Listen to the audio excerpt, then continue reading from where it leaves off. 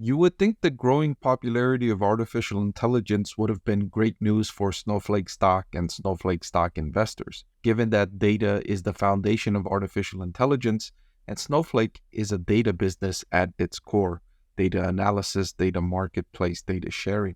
But that's not been the case. Snowflake stock price is down from $200 per share to begin 2024, all the way down to $117 per share as of this recording. A lot of investors are asking, should they buy Snowflake stock on the dip, or should they avoid this falling knife?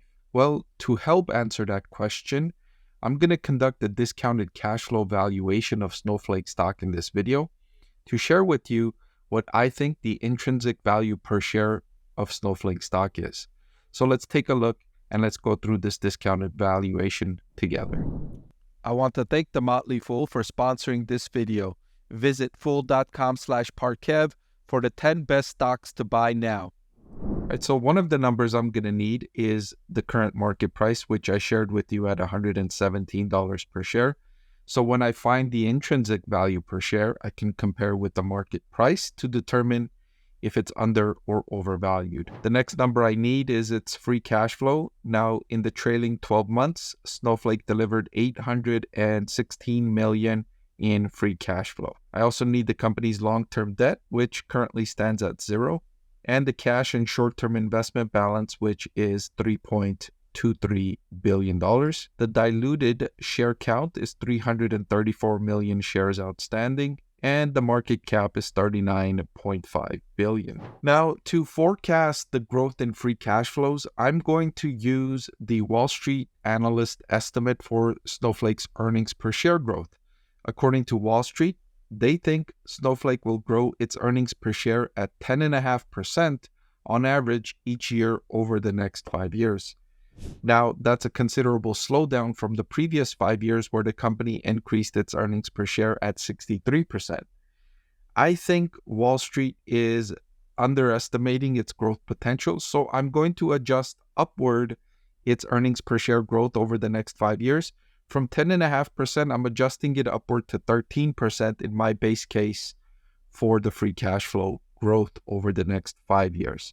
I'll share with you in the model where I made that adjustment, and you can see for yourself where I made the adjustment. If you think the adjustment is unwarranted, you can use the 10.5% number in your growth forecast for Snowflake stock.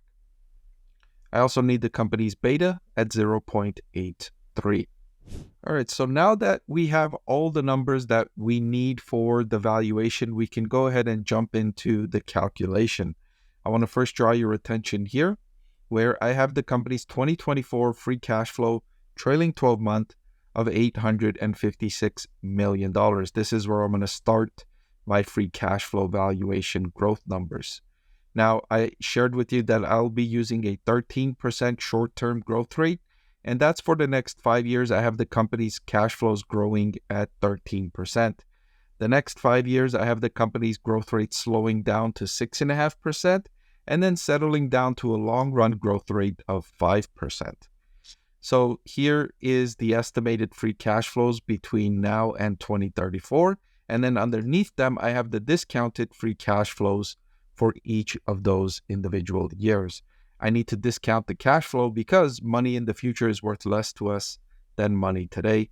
And the weighted average cost of capital I'm using for Snowflake stock is 8.86%. It's one of the lower weighted average cost of capitals of any of the companies I've done this for so far, because the company has a low beta of 0.83.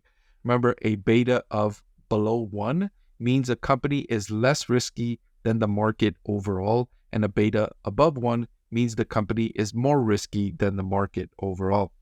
And so when I combine that with the company's debt, which it has zero debt, but I have the company eventually settling down to a 95% equity and 5% debt capital structure with the cost of debt of 6.5%. So when I discount all of those free cash flows back to today, I get a value of the present value of the free cash flows over the next decade of $9.6 billion. And then instead of forecasting the free cash flows all the way from 2035 to infinity, I use the terminal value calculation, which brings the terminal value of all of the cash flow expected from the company between 2035 and infinity at $58.9 billion. And then I take the present value of the terminal value, which comes in at $25.2 billion. When I sum up those two cash flow sources, I get a value of operations at $34.8 billion. We're not done yet. We need to add the company's cash and subtract the debt. Since there's no debt here, we just add the company's cash, which brings our value of equity to $38 billion. Now, we want the company's price per share, so we take the value of the business overall and we divide it by the number of shares outstanding to come to the intrinsic value per share for Snowflake stock at $113.97, which, if we compare to the current market price, would suggest that the company is priced fairly. It's a fair value investment trading right about where its intrinsic value. I have the stock rated as a borderline buy, and I last updated that recommendation on August 22nd. And I have the stock rated as a borderline buy, even though the intrinsic value suggests it's fair value, because I use more than just the intrinsic value to come to a conclusion about whether or not a stock is a buy, hold, or a sell. It's one of the 6 factors I consider in my framework for investing, and it's one of the most valuable factors, but it's still one of the 6 factors I consider in evaluating an investment. Interestingly, if we were to adjust the company's long-term growth rate, instead of 5%, if I was to use a 6% growth rate, the price per share would go to $122 per share intrinsic value. If we were to do 4%, it would be $85, and at 3%, it would be $76. So this gives you information about the various growth rates and what it could mean for Snowflake's intrinsic value. My base case for Snowflake is a 5% long-term growth rate, which brings the intrinsic value to $114 per share for my base case. Again, let me remind you, this should be for informational purposes only. I did this calculation on October 28th, and you should use this in conjunction with your other due diligence that you conduct for Snowflake stock. Shouldn't make a decision based on one price point alone. Should have a more comprehensive analysis of an investment before deciding whether to buy, hold, or sell. And my information, this is for my purposes. I use this for my own calculations. I advise for you to use your own calculations for your own decision-making purposes. Hey everyone, I'm excited to announce that my book is finally available for sale. I've been working on it for more than a year now, so I'm really excited to finally share this with you now. It goes through my framework for evaluating stocks. Some of you often ask why I like this stock or why I like the other stock, and this framework provides you the things that I look at when I'm evaluating stocks. I've added the link in the description below.